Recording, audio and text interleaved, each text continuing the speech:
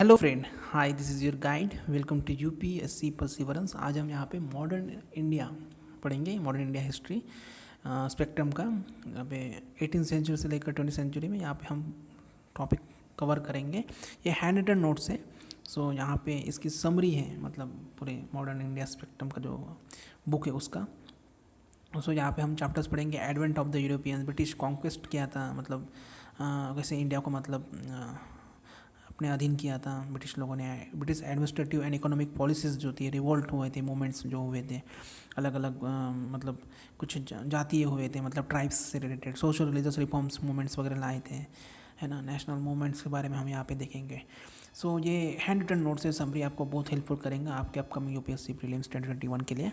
So first topic पे आते हैं हमारे एडवेंट ऑफ द यूरोपियंस। यहाँ पे मई 17 1498 में यहाँ पे वास्को द गामा ने डिस्कवर किया था एक सी रूट टू द इंडिया। ये पोर्तुगीज सेलर थे, कैलिकट से आए थे, कैलिकट पे आए थे। होप आपको थोड़ा विजिबल होगा। सो आप मुझे कमेंट सेक्शन में मुझे मतलब कमेंट कर सकते हो कि मतलब आपको क्या मतलब दिक्कत वगैरह जो हो रही है उसके बारे में। 1st सेंचुरी से लेकर 15th सेंचुरी तक यहाँ पे ट्रेड का मतलब ज़्यादा मतलब डिमांड होने लगी, और अलग अलग लोग मतलब रूट्स मतलब ये करने लगे, सर्च करने लगे, मतलब सबको मतलब इंडिया की तरफ, मतलब इंडिया का मतलब सर्च करना था। सो वास्को द गामा और जो ये थे कोलंबस थे, कोलंबस मतलब अमेरिका चले गए। अरे अमेरिका में वहाँ पे उन्होंने जो रेड इंडियंस थे, मतलब उनको लगा कि यही इंडियंस थे, और उन्होंने मतलब कोलंबस मतलब अमेरिका की खोज कर दी। वो उधर भटक गए। और उसके बाद में यहाँ पे जो वास्को द गामा है वो मतलब इधर साउथ तक आए थे, अफ्रीका के। उसके बाद में वहाँ पे एक सेलर था, आगे पढ़ेंगे हम मर्चेंट उसके बारे में। उसकी सहायता से लेकर वो कैलिकट में आए थे, Vasco da Gama. So Arabian Sea, Red Sea, Suez Canal, Mediterranean, ये मतलब यहाँ पे मतलब क्या होता था कि मतलब ये रोक दिया था। हाँ, टर्किश रूलर उस टाइम पे मतलब यहाँ पे अलो नहीं करते थे मर्चेंट को। तो यूरोपियन को अभी मतलब ऐसी ज़रूरत पड़ी कि मतलब अभी कुछ रूट्स मतलब फाइंड करने पड़ेंगे अगर इंडिया में पहुँचना है, क्योंकि इंडिया में अच्छा खासा मतलब व्यापार होता था। मतलब जो ब्लैक पीपर होते थे, मतलब उसे ब्लैक गोल्ड बोलते थे। ब्लैक पीपर, ब्लैक पेपर मतलब काली मिर्च, मिर्च जो होती है, काली मिर्च जो होती है, हाँ, वो मतलब पसंद थी यूरोपियंस को, मतलब स्पाइसी, मतलब वहाँ पे जो थोड़ा कोल्ड एरिया है ना वहाँ पे, तो ये स्पाइसी ने थोड़ी गर्माहट लाता था खाने में, थोड़ी स्पाइसीनेस लाता था, इसलिए वो ब्लैक गोल्ड बोलते थे इसे। इसकी डिमांड ज़्यादा थी स्पाइसेस की। सो इंडिया मतलब स्पाइसेस के लिए जाना जाता था, इसलिए इंडिया को सबको खोज करनी थी। इन 1486 में यहाँ पे क्या हुआ, एक दाइज फ्रॉम द लिस्बन, लिस्बन से यहाँ पे स्टार्ट किया गया टू फाइंड द सी, मतलब सी रूट खोजने के लिए इंडिया के लिए। बट उन्हें स्टॉप कर दिया the search because of the at the bottom of the Africa, south Africa में। यहाँ पे एक एरिया था, शिप्स वहाँ पे सिंक होती थी, मतलब इनटू द सी, मतलब डूब जाती थी। तो क्या है कि मतलब जो सी मतलब डूब जाती थी, मतलब शिप्स वगैरह डूब जाती थी, तो उसे एक केप्स ऑफ स्टॉर्म बोला गया, यहाँ पे इसे नाम दिया गया। बट किंग ने उसका नाम चेंज करके केप ऑफ गुड होप कर दिया। सो ये इंपॉर्टेंट फैक्ट है, केप ऑफ गुड होप ये नीचे है साउथ अफ्रीका के पास में। उसके बाद में यहाँ पे कुछ स्पेनिश रूलर ने यहाँ पे स्पॉन्सर किया, इटालियन सेलर्स जो क्रिस्टोफ कोलंबस थे, उन्होंने डिस्कवर किया, जैसे मैंने बताया था, new continent after the travel to the 5000 kilometre 1492 में अमेरिका का मतलब खोजी थी उन्होंने। लेटर एमेरिजो वेस्पुकी, थोड़ा प्रोनाउंसिएशन के लिए मुझे माफ़ करना, सॉरी फॉर द प्रोनाउंसिएशन। इन्हों को भेजा गया था कंफर्म करने के लिए अमेरिकन कॉन्टिनेंट के लिए। और रेड इंडियंस वहाँ पे प्रिमिटिव टाइप थे, बिलीव किया जाता था कि रिएवियर्स फ्रॉम द इंडिया, मतलब वो इंडिया से थे, बट वो साउथ अमेरिका में भी पाए गए। उसके बाद में 1497 और 1498 के बीच में वास्को द गामा यहाँ पे मादागास्कर जो है ना, जो हमारा गोंडवाना रीजन का तो पार्ट था, उससे अलग होकर हमारा इंडिया का जो पेनिनसुला एरिया बना, आपने जियोग्राफी में पढ़ा होगा। With the help of the Gujarati merchant, मैंने उसका जिसका जिक्र किया था, he finally landed Calicut, Calicut में लैंड किया इन्होंने। और यहाँ पे no country in the world was influenced by this two discoveries, मतलब ज़्यादा फर्क नहीं पड़ा कुछ इस डिस्कवरी से, जहाँ पे अमेरिका और इंडिया का शोध मतलब लगा था, मतलब खोज हुई थी। जमोरियन जो किंग थे कैलिकट के, यहाँ पे इन्होंने इन्वाइट किया वास्को द गामा को यहाँ पे देख सकते हैं आप कि मतलब कौन कौन से रूलर आए थे। सबसे पहले पोर्तुगीज आए थे, है ना। उसके बाद में डच आए थे, ब्रिटिश आए थे, फिर डेनमार्क जिसे बोलते हैं। उसके बाद में फ्रेंच आए थे, फ्रेंच। तो आप देख सकते हो फ्रेंच, एक कोड बना दो PDBDF ऐसा करके, कौन कौन आए थे और कौन सबसे लास्ट गए थे, ये भी आपको पता होना चाहिए। द मर्चेंट यहाँ पे इंडिया में आए थे, क्रोनोलॉजिकल ऑर्डर में आपको पता होना चाहिए। फ्रेंच जो आए थे एज अ प्राइवेट रिप्रेजेंटेटिव था और प्राइवेट कंपनी थी, मतलब फ्रेंच सिर्फ एक प्राइवेट कंपनी थी, बाकी सभी मतलब पब्लिक सेक्टर अंडरटेकिंग के अंडर आते थे, है ना। सो इनकी मतलब वो ज़्यादा महत्वाकांक्षा थी, मतलब फ्रेंच लोगों की, मतलब वो ज़्यादा ये थे। यहाँ पे फ्रेंच वार भी चल रहा था, है ना, से उसको 7 ईयर वॉर या कुछ बोलते हैं, आगे पढ़ेंगे हम उसके बारे में। उसके बाद में यहाँ पे फ्रेंच और ब्रिटिश लोगों की यहाँ पे मतलब जम नहीं रहती थी। सो आगे पढ़ेंगे इसके बारे में हम। उसके बाद में यहाँ पे पुर्तगीज़ जो आए थे उनका यहाँ पे ड्यूरेशन दिया है 1500 से लेकर 1961 तक, मतलब यहाँ पे रहे थे। पहले आए थे first come and last to go European, मतलब सबसे लास्ट गए थे। आपको पोर्तुगीज़ पता है गोवा में, मतलब 1961 में जो लिबरेशन, मतलब वहाँ पे पुलिस एक्शन लिया था हमने और उसको फ्री किया था गोवा से, मतलब गए थे पोर्तुगीज़ लोग। सो ये भी फैक्ट ध्यान में रखना, फर्स्ट कम पहले आए थे, सबसे पहले, सबसे लास्ट गए थे। 1500 में स्टोडा दी इंडिया पोर्तुगीज़ कंपनी यहाँ पे फाउंड की गई। सेटलमेंट यहाँ पे कहाँ हुए, ये भी बहुत इंपॉर्टेंट फैक्ट है, सो आप ध्यान में रखना। कैलिकट में 1500 में की थी। कैलिकट, कोचिन एंड कनूरू, ये केरला में है। हाँ, उसके बाद में महाराष्ट्र में बॉम्बे, बसिन एंड सालसिटी और गोवा में भी था इनका। सूरत एंड भावनगर ये गुजरात में है, ठीक है। और बंगाल में चितगोंग, हुगली, सगाव एंड मद्रास में स्टेट थॉमस। सो ये सेटलमेंट ध्यान में रखना बहुत इंपॉर्टेंट है। उसके बाद में Francis de Almeida, again sorry for the pronunciation, pronunciation थोड़े अटपटे हैं, सो आप थोड़ा मतलब हैंडल मतलब कर लेना हैंडल। 1504 से लेकर 1509 तक ये थे फर्स्ट पोर्तुगीज़ गवर्नर जनरल। इसका अल्बुकर्क ये इम्पोर्टेंट है। 1509 से लेकर 1515 तक ये 1510 में यहाँ पे इन्होंने डिपीट किया था बीजापुर सुल्तान एंड गोवा को, मतलब ये किया था, अक्वायर किया था। मतलब पोर्तुगीज़ की यही एक मतलब ये थी, मतलब खामियाँ थी कि मतलब वो अक्वायर करते थे, मतलब जो भी मतलब, या फिर जो ये थे मतलब क्रिश्चियनिटी में मतलब ट्रांसफ़र करवाते थे, बट इनकी पट्टी नहीं थी मुस्लिम लोगों के साथ में। तो दैट्स वाई मतलब ये पोर्तुगीज़ लोगों को मतलब यहाँ पे ज़्यादा टिक नहीं पाए। 1511 में यहाँ पे फ्रेंडली ट्रीटी साइन की गई श्री कृष्णा देवराया के साथ में। और निनो दे कुन्ना 1530 से में यहाँ पे शिफ्ट किया गया इन्होंने। 1530 में यहाँ पे इन्होंने शिफ्ट किया हेडक्वार्टर कोचिन से गोवा में लेकर गए। उसके बाद में यहाँ पे मार्टिन अल्फांसो डी सूजा, ये 1540 में यहाँ पे इन्होंने सेंट फ्रांसिस जेवियर की मतलब यहाँ पे कैथोलिक मिशनरी आए थे। उन्होंने अकेले ने मतलब फ्रांसिस जेवियर ने कन्वर्ट किया था 7 लाख फिशरमैन को, जो गोवा और तमिलनाडु से थे। क्रिश्चियनिटी में मतलब क्रिश्चियन धर्म को मतलब इन्होंने उनको कन्वर्ट किया था क्रिश्चियन धर्म में, क्रिश्चियनिटी में। और यहाँ पे एक मम्मी भी रखा गया in the Goa church, mummy मतलब जो इजिप्ट वगैरह में पाए जाते हैं। उसके बाद में कंट्रीब्यूशन टू द इंडिया, मतलब कंट्रीब्यूशन क्या था इनका पोर्तुगीज़ का 17th सेंचुरी में यहाँ पे इन्होंने वेरियस न्यू क्रॉप्स को मतलब इंट्रोड्यूस किया, जिसमें टोबैको, मेज़, चिलीज़ ये सब पोर्तुगीज़ ने लाए थे। उस टाइम पे जहांगीर मतलब ये थे, मतलब एम्पायर थे हमारे इंडिया के 17th सेंचुरी में। उसके बाद प्रिंटिंग प्रेस का मतलब लाई गई इन 1556 में। सो ये बहुत इंपॉर्टेंट है ये fact to promote the Christianity, मतलब क्रिश्चियनिटी को प्रमोट करने के लिए फर्स्ट बुक प्रिंटेड की गई यहाँ पे इंडिया की फर्स्ट बुक। तो ध्यान में रखना ये सेंट पीटर चरित्रा मराठी लैंग्वेज में। उसके बाद में फर्स्ट तेलुगु बुक प्रिंटेड की गई इंडियन बाइबल जिसे बोलते हैं, सॉरी या इंडियन बाइबल। कुछ रीजन्स डिक्लाइन होने के मतलब ये पोर्तुगीज़ लोग की मोनोपोली करते थे over the trade in India about 100 years, मतलब 100 ईयर तक मतलब यहाँ पे मोनोपोली चली थी। After 600 Portuguese were defeated by the Mughals, Marathas and other foreigners. इनके द्वारा यहाँ पे इनको डिफीट किया गया था पोर्तुगीज़ को। एंड 1632 में यहाँ पे शाहजहाँ ने यहाँ पे मतलब कॉन्फ्लिक्ट हुआ था यहाँ पे इनका। उसके बाद में यहाँ पे कुछ रीजंस बताए गए, फोर्सिबली कन्वर्स करते थे एंड मैरिजेस करते थे। और उसके बाद में यहाँ पे नीचे ये PDF आप डाउनलोड कर सकते हो यहाँ से PDF फॉर एग्जाम से। और हज पिलग्रिमेज यहाँ पे कुछ ट्रबल में आए थे बाय द पोर्तुगीज द्वारा।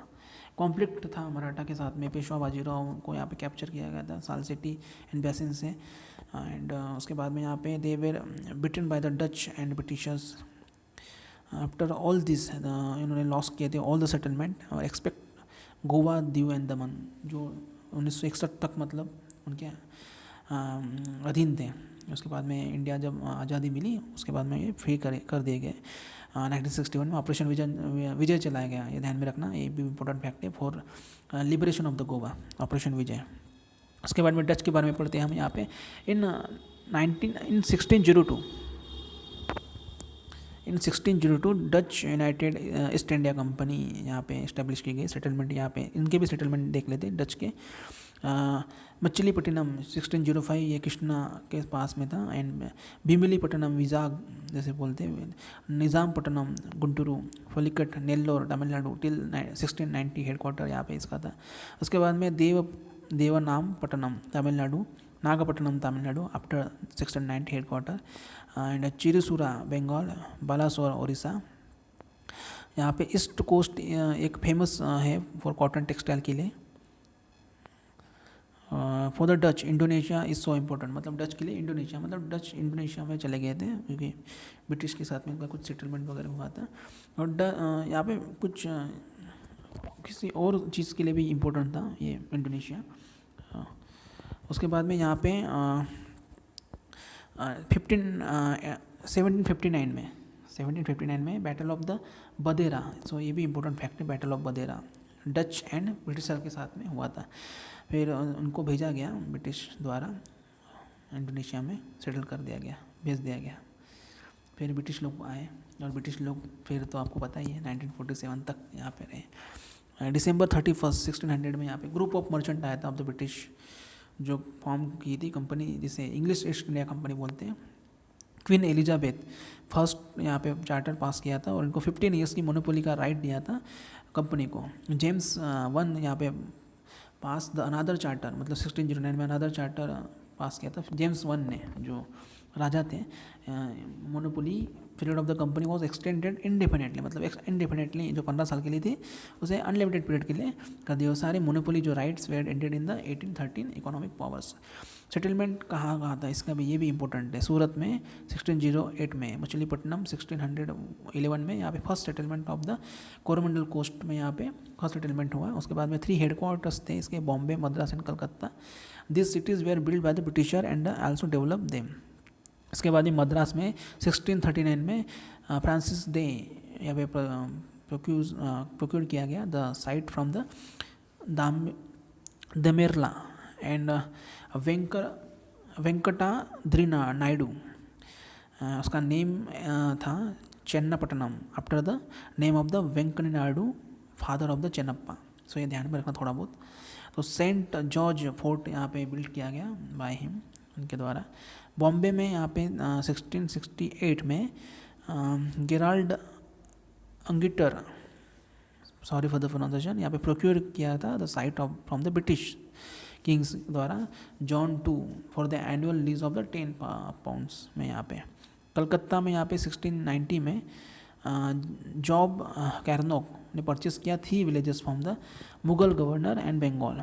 सो ये ऐसा मतलब एक्वायर किया गया, मतलब धीरे धीरे ब्रिटिश लोगों ने अलग अलग जगह से। उस टाइम पे मुगल मतलब 3 विलेजेस कौन से थे, गोविंदपुर, सतनौती एंड कालीकटा। उसके बाद में फोर्ट विलियम वहाँ पे बिल्ड किया गया कलकत्ता में, सीट ऑफ द गवर्नेंस का था यहाँ पे। उसके बाद में डेन साइड, डेनमार्क के जो ट्रेडर्स थे, सेटलमेंट इनका था त्रैंकुबार, 1616 हेडक्वार्टर था सरमपुर। तो ये ज़्यादा इंपॉर्टेंट नहीं है। 1845 में डेन्स ने solve their settlement to the Britisher and left India, मतलब चले भी गए 1845 में। उसके बाद में फ्रेंच आए, फ्रेंच के साथ बहुत टसल चली यहाँ पे ब्रिटिश लोगों के साथ में, जैसे मैंने आपको बताया था अपने स्टार्टिंग वाले पार्ट में। 1664 को यहाँ पे फ्रेंच ईस्ट इंडिया कंपनी यहाँ पे इस्टेब्लिश की गई फाउंड की गई। सेटलमेंट क्या आते हैं, सूरत 1668, मछलीपट्टनम जन्म आंध्र प्रदेश में थे, बंगाल में चंद्रनगर, माहे केरला, करिक्कल तमिलनाडु का है, एंड पुडुचेरी हेडक्वार्टर था। उसके बाद में यहाँ पे 1673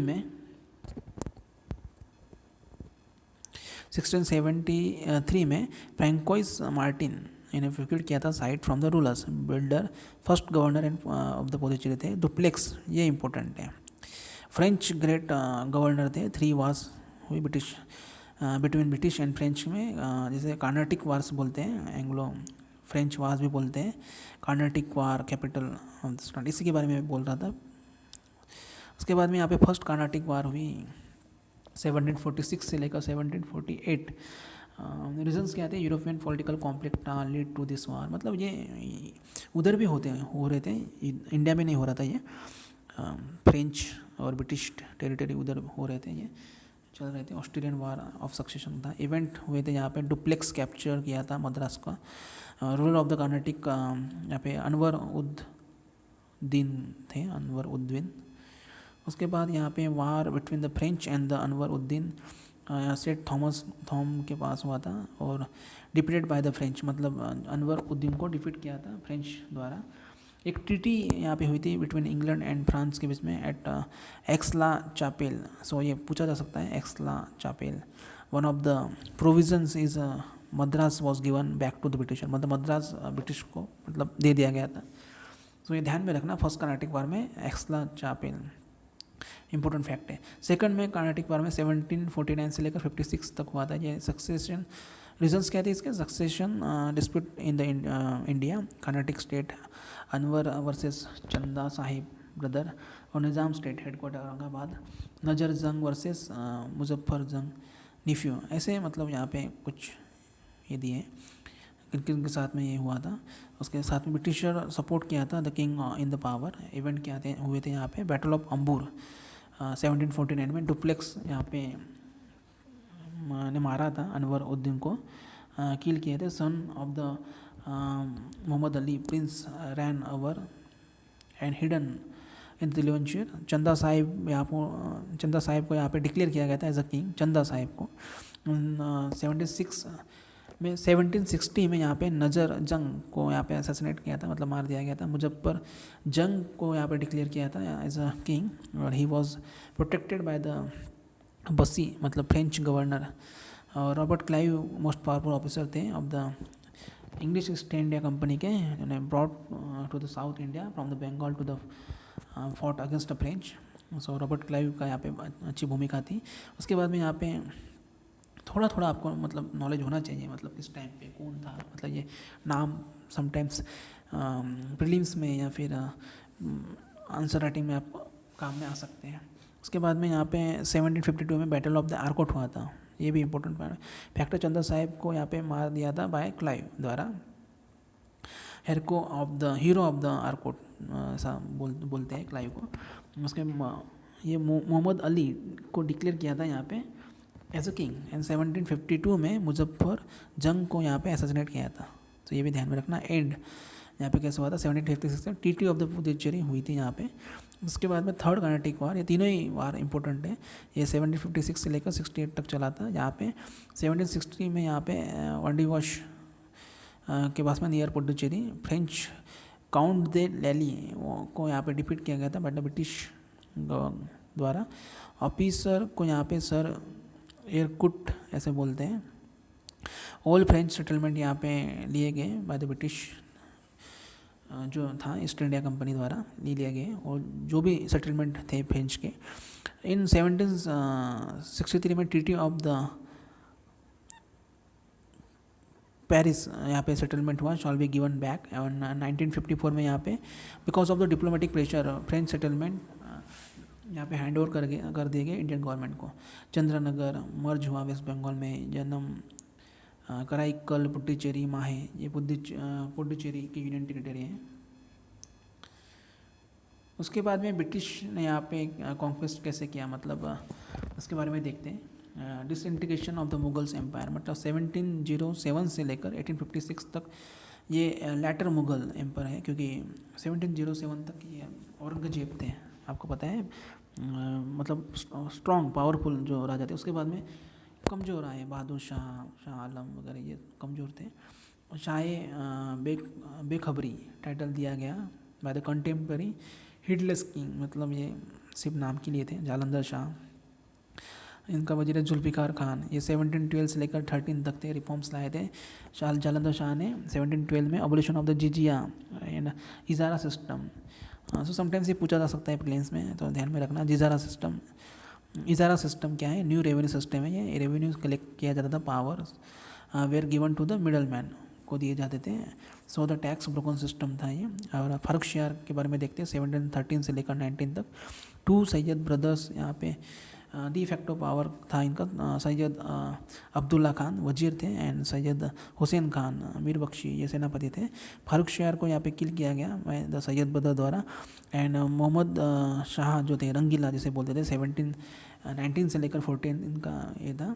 ये प्लेजर लिविंग मैन थे, मतलब रंगीला जैसे बोलते थे, मतलब अच्छी, मतलब इनको मतलब ये मजा मुझ करते थे, ऐसे ही बोल दो, मतलब सिंपल लैंग्वेज में। नदीर शाह इन्वेजन हुआ 1739 में। नेपोलियन ऑफ द ईरान बोलते थे, he went back to the his country. And battle of the Karnal Haryana में यहाँ पे एक नॉमिनल वॉर हुआ था। Nadir Shah went back to the his country with 70 crore peacock throne, जो कोहिनूर डायमंड वगैरह था वो लेकर वो अपने कंट्री में चले गए। 2 powerful office of this period, Nizam ul Mulk and Burhan उल मुल्क, इन्होंने दिल्ली छोड़ दी थी इन 1722 में and found a new state Awadh, Faizabad जिसका हेडक्वार्टर था, after the shifted to the Lucknow. उसके बाद में निज़ाम उल मुल्क 1724 में फाउंड किया गया निज़ाम स्टेट द्वारा औरंगाबाद में एज अ कैपिटल। और यहाँ पे सिलेक्ट किया गया जिस एरिया को, बिकॉज ऑफ द अर्लियर ही work twice as the governor of the Aurangabad. Ahmad Shah 1748 से लेकर 54 को यहाँ पे इनका कार्यकाल है। वजीर कौन है? इमाद उल मुल्क। और अहमद शाह एक वॉज ब्लाइंडेड एंड प्रिजन थे। Another prince to the power Alamgir two के बारे में देखते हैं। 1754 से लेकर 59 इनको मार दिया गया था। Naked dead body was thrown into the Yamuna river. And उसके बाद में शाह आलम 2 के बारे में देखते हैं। सिर्फ आपको थोड़ा थोड़ा पता होना चाहिए इनके बारे में, ज़्यादा कुछ डिटेल जानने की ज़रूरत नहीं है। शाह आलम 2 1759 से लेकर 1806, he never enter 12 years Delhi because fear of the Imad, और he was in Awadh territory Delhi to Palam. In 1803 Delhi was capture की गई ईस्ट इंडिया कंपनी द्वारा। अकबर 2 से 1806 से 37, unable to pay salary to the worker, maintenance pension was inadequate to him। and Ram Mohan Roy title इनको दिया गया था, मतलब अकबर 2 द्वारा। जो राजा का तो टैग दिया था, ये भी इम्पोर्टेंट फैक्ट है। बंगाली ब्राह्मण जो थे, राजा राम मोहन रॉय ऐसा बोला जाते थे, अकबर 2 द्वारा इनको दिया गया। इन ब्रिस्टल जो अभी इंग्लैंड में 1833 में राजा राम मोहन रॉय डाइड हुए थे एंड ब्रीड हुए थे। बहादुर शाह 2 1837 से लेकर 57 तक यहाँ पे सिपाही रिवोल्ट हुए थे अगेंस्ट ब्रिटिश। इनके इसमें ड्यूरेशन में Indian soldier working in the England army, Bahadur Shah को मतलब यहाँ पे इलेक्ट किया था as a leader to this movement. उसके बाद में 1862 में बहादुर शाह को डाइड हुए रंगून में, जो बर्मा में। ब्रिटिश कॉन्क्वेस्ट कैसे किया था? ब्रिटिश स्टार्ट किया था कॉन्क्वेस्ट विद द बंगाल इन 1757 में। ब्रिटिश एंड हुआ अवध में 1866 में। 500 plus territory out of the 1000 मतलब एक्वायर की गई। लॉर्ड हेस्टिंग 1813 से लेकर 23, गवर्नर जनरल अलोन यहाँ पे इन्होंने कॉन्कर की 350 किंगडम्स। उसके बाद में आफ्टर 1856 में 563 independent territory in India. Princely India जो थे 50% and British India 500 plus territory थी 50%।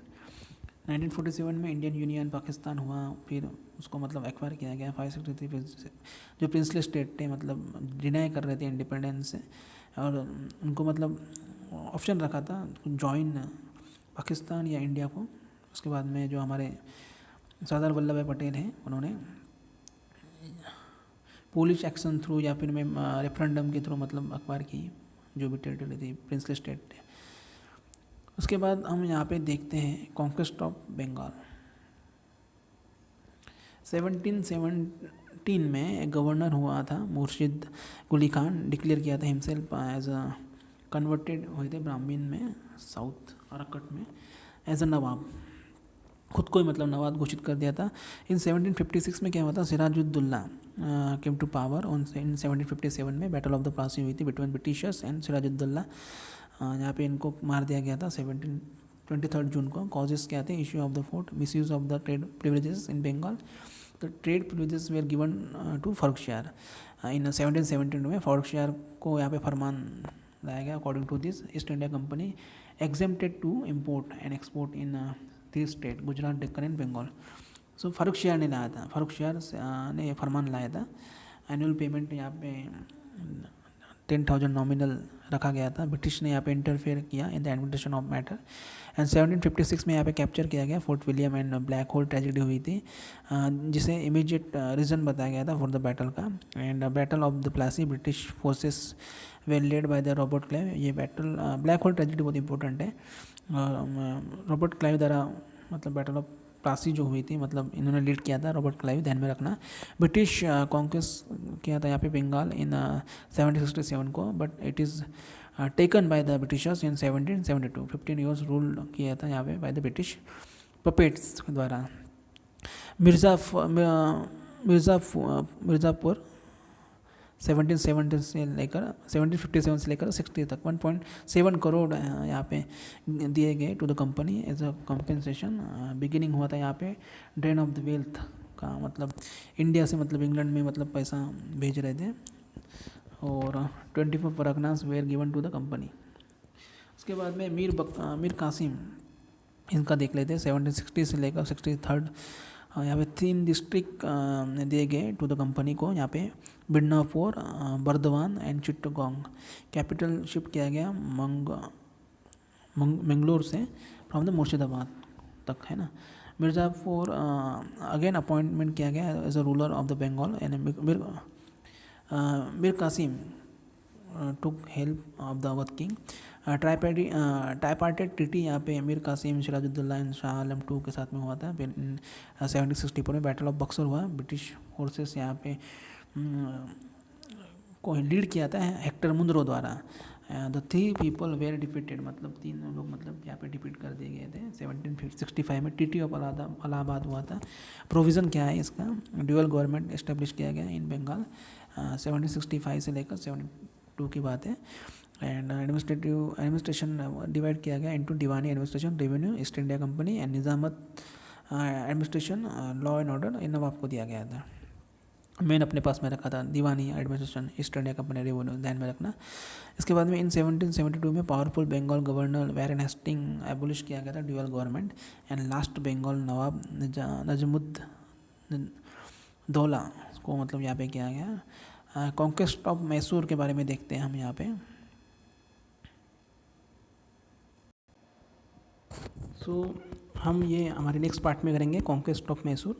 सो टिल देन ये पार्ट 1 मैं अपलोड कर दूंगा इसी चैनल पर। सो आप मेरे चैनल को subscribe, like, comment and share कीजिए। आपको कुछ सजेशन और इम्प्रूवमेंट देने होंगे सो आप कमेंट सेक्शन में कमेंट कर सकते हो। मेरे UPSC परसिवरेंस 91 करके मेरा टेलीग्राम चैनल है, UPSC परसिवरेंस 91, ध्यान में रखना। वहाँ पे PDF वगैरह आप मैं प्रोवाइड कर दूँगा।